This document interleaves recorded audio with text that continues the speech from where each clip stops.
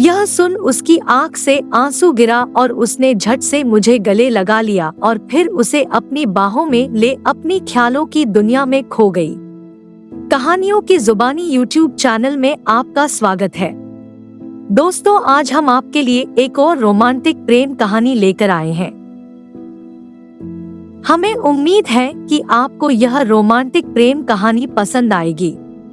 बहुत सी कहानियां सुनी होंगी, पर न जाने क्यों अक्सर हर किसी को अपनी ही दास्तां खास लगती है। चाहे वो अधूरी हो या उस कहानी का उससे बेहतरीन अंजाम मिल गया हो। जिस कहानी में हैप्पी एंडिंग होती है वो तो बहुत ही अच्छी लगती है।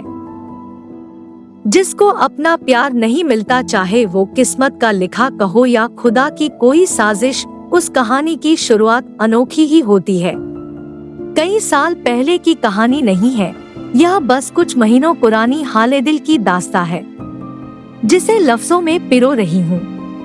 रोज की तरह बस स्टैंड पर अपनी बस का इंतजार कर रही थी और रोजाना की तरह ही न जाने कितने चेहरों को अपने सामने से गुजरता देख रही थी।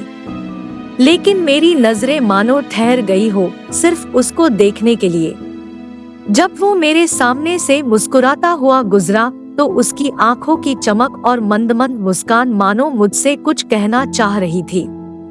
मैं नादान अपनी खूबसूरती पर इतराते हुए आंखें तो फेर ली, लेकिन दिल थम सा गया, इसलिए चुपके चुपके उसे देख रही थी। शायद उसकी और मेरी नजरें आपस में बातें करने लगी थी, तभी तो उसको देख मेरे होंठों पर मुस्कान अपने आप आने लगी। फिर उसने कुछ कहा, मैं हैरान निगाहों से समझने की कोशिश करने लगी। वो हंसता हुआ मेरी ओर बढ़ने लगा। उसे यह करता हुआ देख मैंने शर्माते हुए अपनी आंखों को झुका लिया। उसने मेरे करीब आकर कहा, तुम नैना हो ना? मैं चौंक उठी और तुरंत पूछा, तुम कौन हो? कैसे जानते हो मेरा नाम?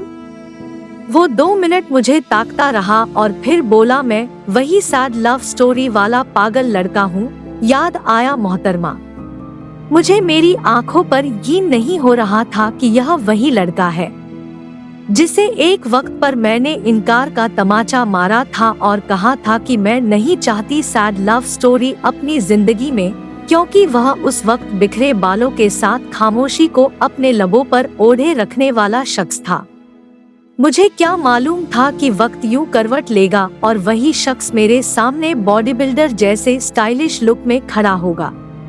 उसने मुझसे पूछा कि क्या आज सैड लव स्टोरी की हैप्पी एंडिंग हो चुकी है? मैंने हिचकते हुए कहा, नहीं। उसने हैरान आंखों से पूछा, क्यों?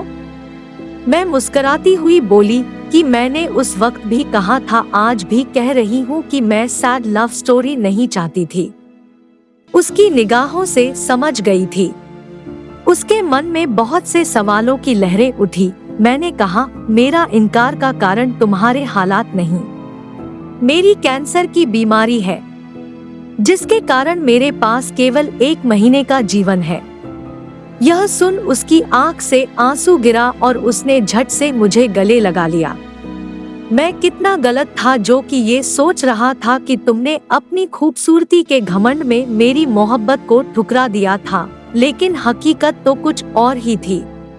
मैंने अपने आंसुओं को संभाला और उसकी ओर देखते हुए कहा, पसंद तो पहले दिन से थे, बस आज कुछ अलग लगे, और फिर उसे अपनी बाहों में ले अपनी ख्यालों की दुनिया में खो गई। कुछ वक्त बाद एहसास हुआ कि मैं सड़क पर हूँ और मेरी बस खड़ी है। मैंने मुस्कुराते हुए अलविदा कहा और बस में चढ़ गई। मेरी जिंदगी का वो पल बेहद हसीन था जब मैं सब कुछ भूल उसकी बाहों में थी।